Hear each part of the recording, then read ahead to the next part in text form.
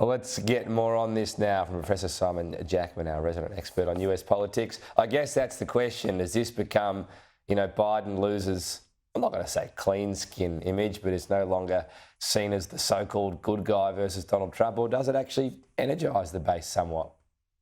That was a fantastic observation by Annalise at the close of her report there from Washington. I think it does exactly that on the Democratic side. It shows just how desperate to Democratic voters. It'll reveal to them how desperate Republicans are for any other issue to be on the agenda other than the return of Donald Trump, which is the best thing I think Joe Biden has going for him. So Republicans are absolutely keen to get something else on the table to be talking about. It will backfire. It will rev up the Democratic base. But at the same time, Tom, Hunter Biden, where there's smoke, maybe there's fire, right? The other news from last week was his indictment out of California. And that is some serious stuff. And I think after that, House Republicans had no choice but to follow through on what they've been threatening for a long time. And I think they got the go-ahead after those indictments of Hunter Biden out of California last week.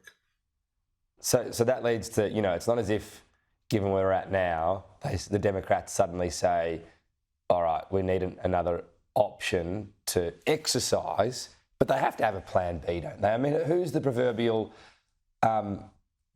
bus does a nasty thing, if I'll pose it that way. If that happens tomorrow, who's the contender if suddenly the Democratic nomination is open? Well, I would say the vice president, probably, number one, but keep an eye on Gavin Newsom from California. Bear in mind, he debated Ron DeSantis in a off-ticket, off-Broadway event, not contesting the Democratic nomination by any stretch, Gavin Newsom, but there he was going toe-to-toe. And it was held up as a red state versus blue state governor v. governor event. But make no mistake what that was about. I think it was giving the tires a good old kick on Gavin Newsom going up against a potential contender for the Republican nomination. So yes, there are... I mean, it feels like Kamala Harris might have been a clearer lead before she took the job, right? That's how her performance has been assessed, that she's less likely now, given some of the gaffes and just her inability, I think, to probably get enough of the base out and also just be a strong enough performer. Is that fair to say?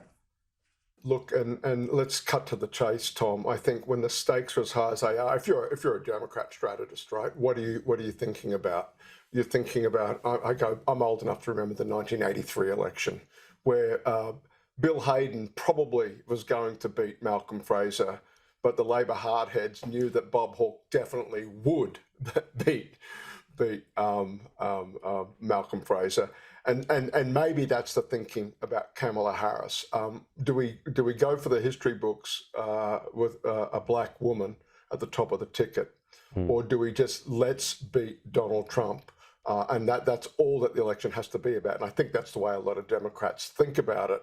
And I think that's what speaks to sort of the Newsom candidacy, should it come to that, Tom. We're deep in hypothetical enter, of course. Yeah. I think he's seen as that's where we like it here. That's where we like it, Simon. It's only ever a couple of things away from being reality. Hey, AUKUS got the tick. I think we were expecting this. Ukraine is a harder sell for Volodymyr Zelensky.